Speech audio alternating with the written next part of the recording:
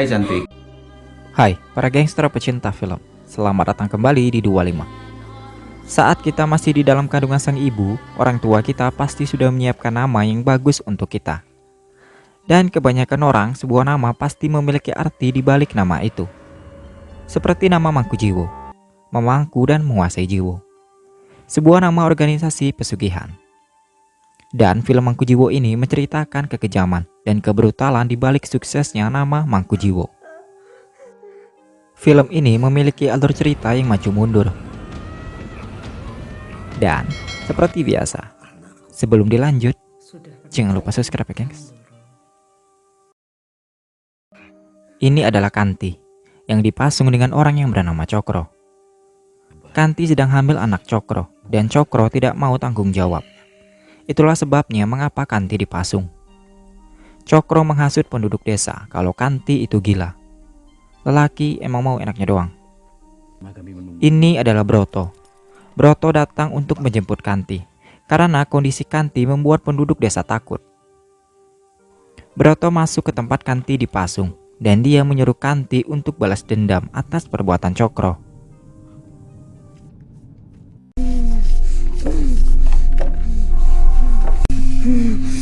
Cokro yang melakukan semua ini. Kamu ingin balas dendam. Begitu kita dendam, kita sudah seperti di neraka. Kanti kemudian dibawa dengan Broto, dan penduduk desa memandang Kanti dengan hina.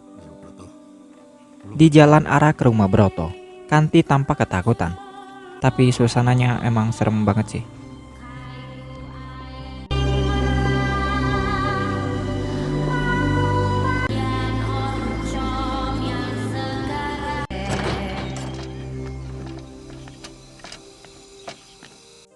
Sesampainya di rumah, Kanti dimandiin kembang dengan Broto sambil senandung lagu Jawa. Setelah mandi, Kanti dibawa ke ruangan dan dihadapkan dengan cermin. Broto mau memasung Kanti di depan cermin. Setelah Broto pergi, Kanti melihat dirinya. Bisa jadi gila beneran ini.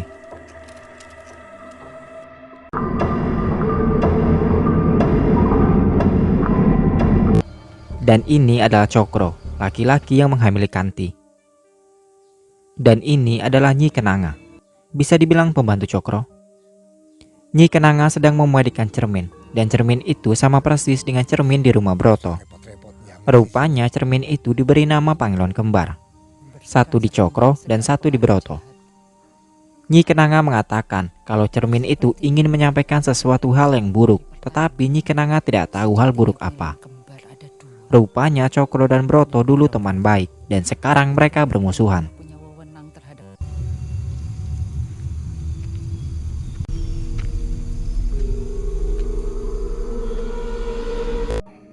Kembali ke Broto. Broto sedang menyiapkan sesajen untuk Kanti. Dan sesajennya itu, jijik ngeliatnya.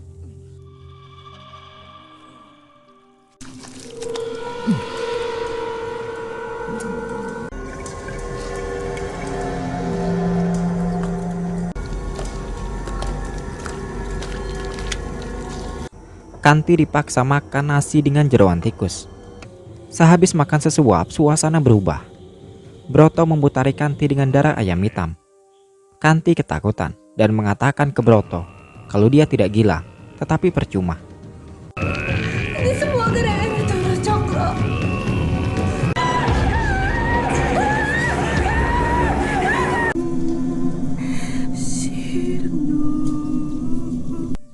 Dan ini adalah Hanuma.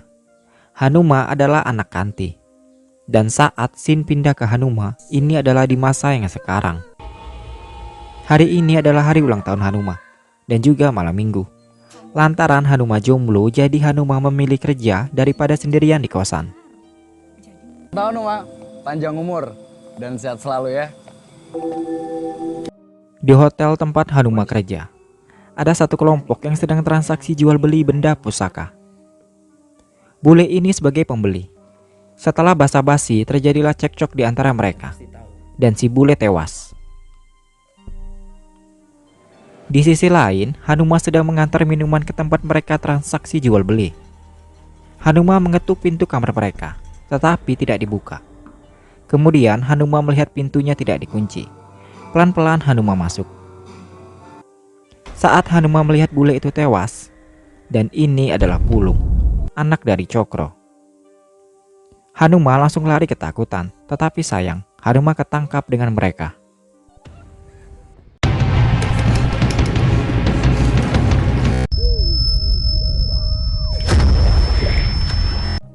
Kemudian Pulung yang mengurus Hanuma. Kayaknya Hanuma mau diperkaos nih. Di saat yang sama, Nyi Kenanga memberi sesajen ke cermin, dan cermin itu goyang sendiri. Nyi Kenanga melihat pertanda, tetapi tidak tahu pertanda apa. Balik ke Hanuma. Saat Pulung menindih Hanuma, mata Hanuma berubah menjadi merah.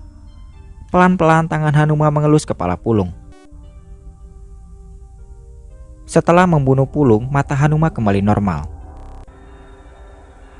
Setelah kematian Pulung, Cokro dan anggotanya diskusi, siapakah pembunuh Pulung? Beri kami petunjuk, Tuan. Apakah Anggota Cokro, yaitu si Bapak Tompel, melakukan investigasi dan muncul satu nama, yaitu Broto. Mendengar nama Broto, Cokro kemudian menceritakan masalahnya dengan Broto, bahwa Broto itu akan menguasai benda pusaka. Di balik obrolan mereka, Nyi Kenanga nguping dari balik pintu. Tak lama kemudian, Cokro menemui Nyi Kenanga. Cokro curhat kalau urusan pusaka ini sudah menelan korban, yaitu anak Cokro sendiri. Tapi Bangilon kembar ini memberikan kita tanda-tanda yang akan datang. Nyi Kenanga kemudian memberikan pendapatnya. Mungkin kalau saja cermin itu atau Pangilon kembar disatukan, Pulung mungkin masih hidup, dan hal buruk tidak akan terjadi. Tetapi sampai kapanpun Cokro tidak akan mau damai dengan Broto. tidak, Ndoro? Setelah membunuh Pulung, Hanuma pulang ke kampung halaman dan disambut dengan Broto. Dengan kata lain, Hanuma tidak tahu yang sebenarnya. Dan yang Hanuma tahu itu adalah dia anak Broto.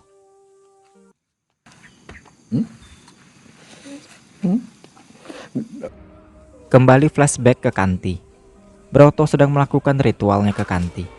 Kanti teriak tidak berdaya, dan Broto terus melakukan ritualnya, yaitu ritual memanggil dedemit untuk menggerayangi tubuh Kanti.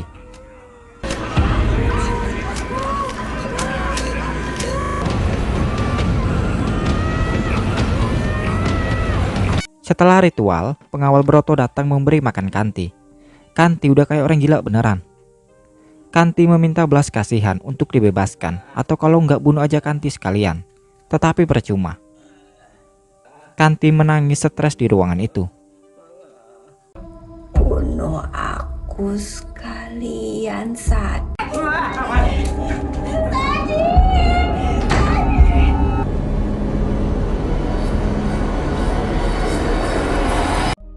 Kemudian Bapak Tompel datang ke rumah Hanuma dengan gaya sengaknya. Bapak Tompel bicara dengan Broto kalau dia mencari Hanuma.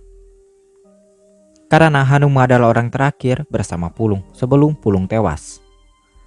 Broto kemudian menyela omongan Tompel kalau Hanuma bukanlah pembunuh. Hati-hati Pak Broto, nampaknya Anda punya motif. Anak saya tak punya kemampuan untuk membunuh. Lain waktu saya akan datang lagi ke sini untuk bertanya-tanya mengenai parfum anak Anda. Setelah Bapak Tompel pergi, Broto menghampiri Hanuma. Aku ini hanya membawa masalah.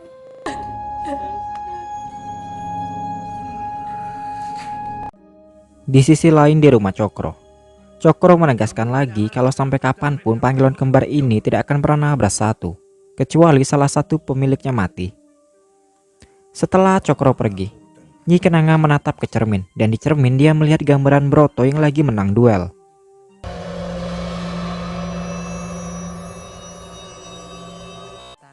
Tak lama kemudian, Nyi Kenanga mendatangi Broto di rumahnya. Nyi Kenanga menanyakan soal panggilan kembar, tetapi Broto menyela omongan Nyi Kenanga kalau dia sudah tidak menyimpan cermin itu lagi dan beralih menjadi pedagang batik. Bukan begitu, Ndoro. Saat Nyi Kenanga sedang melihat batik, dia melihat Hanuma. Nyi Kenanga kemudian bertanya ke Broto, pengrajin batik itu beda dari yang lain. Apa dia anak Broto? Broto mengiyakan pertanyaan Nyi Kenanga. Nyi Kenanga tidak pernah tahu kalau Broto pernah menikah. Tahu Doro pernah menikah. Tetapi Nyi Kenanga terus memperhatikan Hanuma. Sepertinya Nyi Kenanga tahu siapa Hanuma sebenarnya. Saya tidak pernah tahu Doro pernah menikah. Tak lama kemudian, Nyi Kenanga bicara serius dengan Broto. Rupanya Nyi Kenanga mau mengkhianati Cokro. Broto kemudian mengatakan kalau Cokro itu tidak akan bisa mati kalau tidak dengan darah dagingnya sendiri yang membunuhnya. Kecuali oleh darah dagingnya sendiri. Saat Nyi Kenanga mau pulang, dia melewati ruangan tempat Kanti dipasung. Dia berhenti di depan pintu itu, mendengarkan teriakan Kanti, tentunya melalui alam gaib. Broto membesarkan Kanti hanya untuk balas dendam dengan Cokro. Dengan kata lain, Hanuma disuruh membunuh Cokro. Dan Doro Cokro tidak tahu menahu. Tak lama kemudian, si Bapak Tompel mengintai Broto. Saat Broto pergi, Bapak Tompel langsung mengarah ke rumahnya. Si Broto kayaknya sengaja pergi, biar si Bapak Tompel mati di tangan Hanuma. Tiba-tiba si Tompel sudah ada di hadapan Hanuma. Hanuma ditinju bolak-balik dengan si Bapak Tompel. Hanuma kemudian mengeluarkan kekuatannya, yaitu mata merah. Ultraman pun pasti kalah ini kalau menghadapi Hanuma.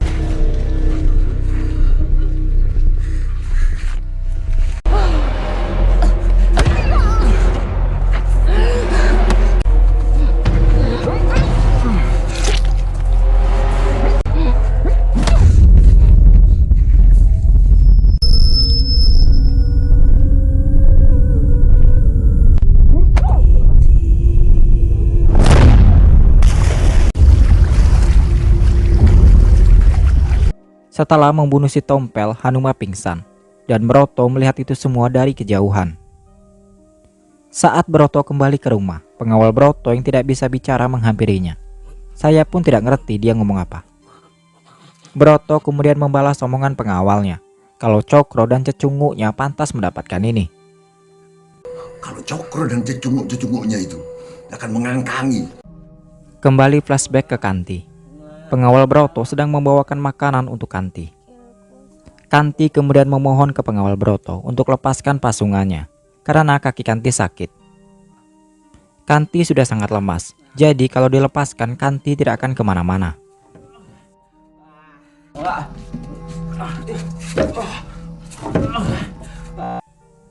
Kemudian wajah Kanti dielus dengan pengawal Broto dan memasangkan kalung Kanti.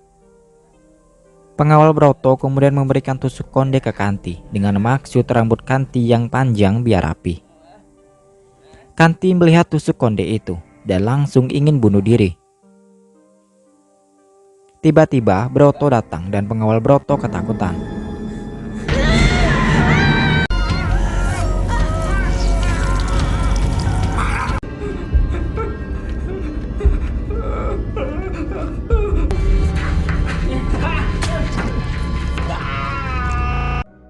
Kembali ke Hanuma.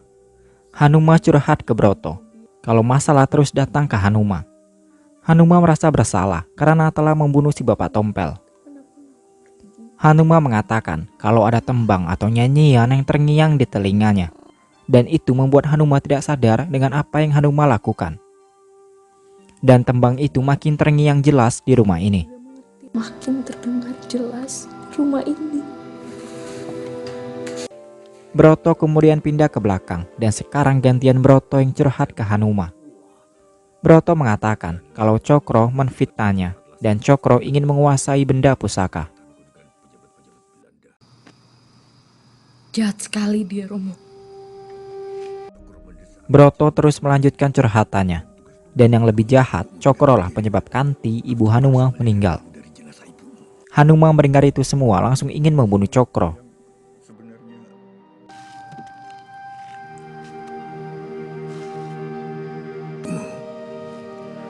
Kamu kan tambah cantik. Inilah awal mula Cokro menanam benih ke Kanti. Kanti sedang goyang jaipongan, dan Tuan Besar Cokro sedang menikmati goyangan Kanti. Kemudian Kanti disawer dengan bapak kumisan. Cokro melihat itu tidak mau Kanti digoyang dengan orang lain. Kanti kemudian mengarah ke Cokro dan mengajak Cokro goyang. Tak lama kemudian, Kanti digoyang beneran dengan Cokro.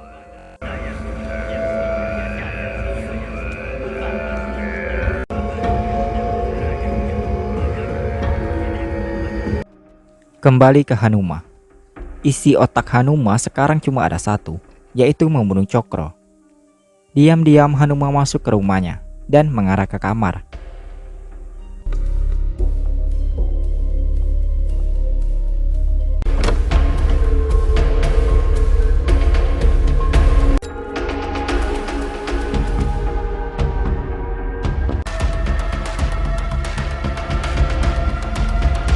Rupanya Hanuma diprank dengan Cokro. Tiba-tiba dari belakang Hanuma dibius.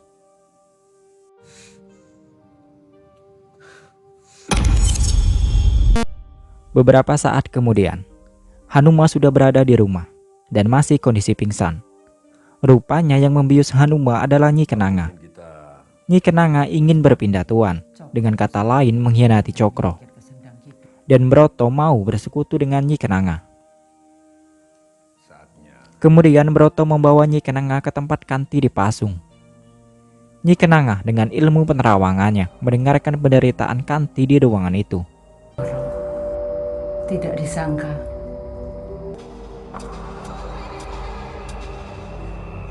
Aku melatihnya. Doro menyemaikan dendam. Dan inilah akhir dari hidup Kanti. Kanti bunuh diri. Baru setengah jalan dan belum mati sepenuhnya, Broto datang melihat Kanti. Broto langsung mengambil tusuk konde dan membelah perut Kanti untuk mengeluarkan bayinya. Bisa dibayangin belah perut pakai tusuk konde?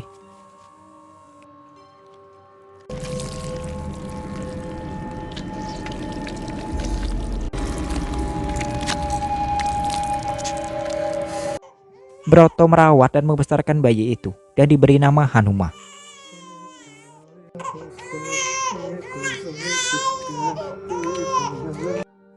Hanuma sudah siuman dari pingsannya, dan dia mendengar pembicaraan Broto dan Nyi Kenanga.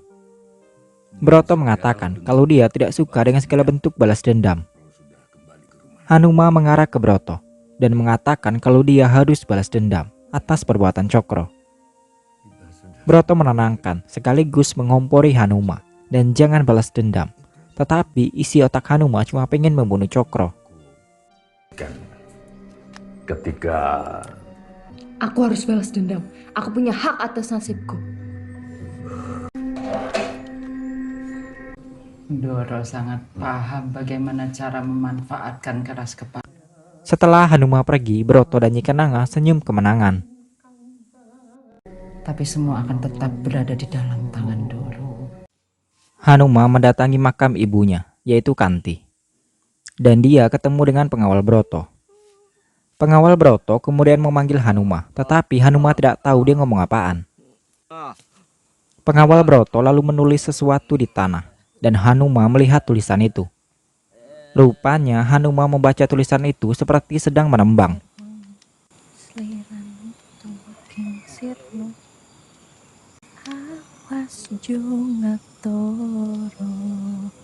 Kemudian pengawal Broto ngomong dengan Hanuma dengan cara khasnya. Hanuma pun dibuat bingung, ngomong apaan ini? Siapa bapak?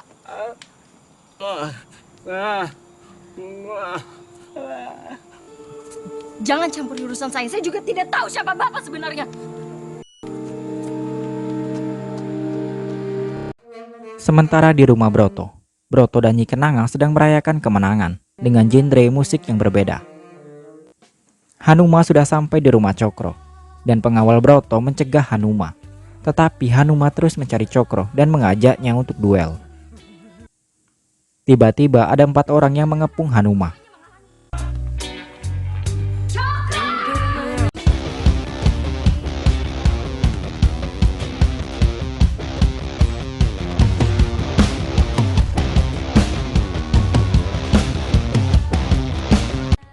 Hanuma langsung mengarah ke belakang, dan di belakang ada Cokro yang lagi santai. Pelan-pelan Hanuma menghampiri Cokro.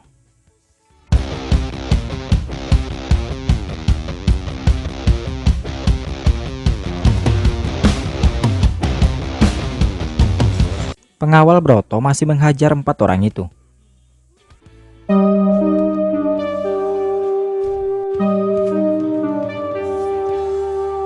Hanuma kemudian lari dan kakinya kesandung dengan karpet dan dia ketangkap dengan Cokro. Cokro langsung menampar Hanuma bolak-balik.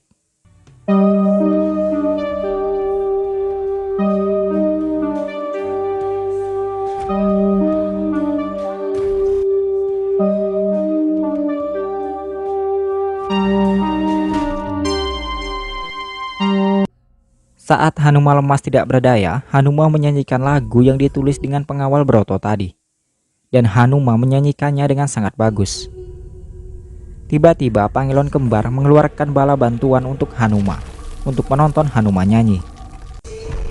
Broto dan Nyi Kenanga melihat bantuan Hanuma dengan sangat senang. Aku berhasil, Nyi. Aku berhasil. Bantuan Hanuma sudah sampai di rumah Cokro. Rupanya itu adalah Kanti.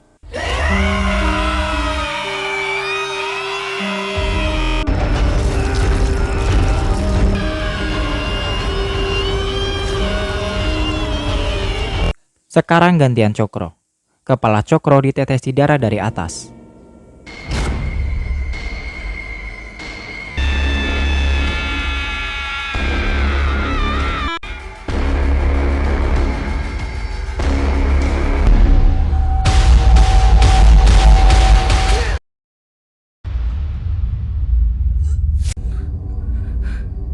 Setelah membunuh Cokro, Hanuma muntah dan muntahan Hanuma belatung semua.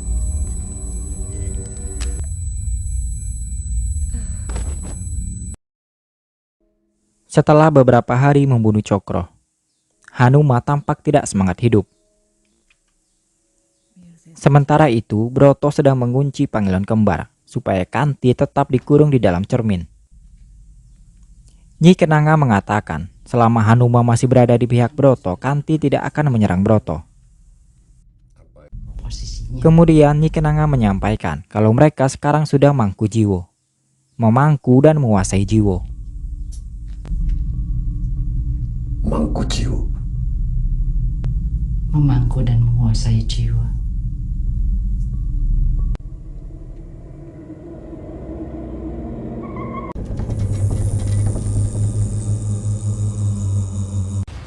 Untuk mencapai kesuksesan, terkadang orang menghalalkan segala cara untuk mencapainya. Bukan hanya kesuksesan, demi balas dendam yang terwujud, terkadang orang juga rela melakukan segala hal.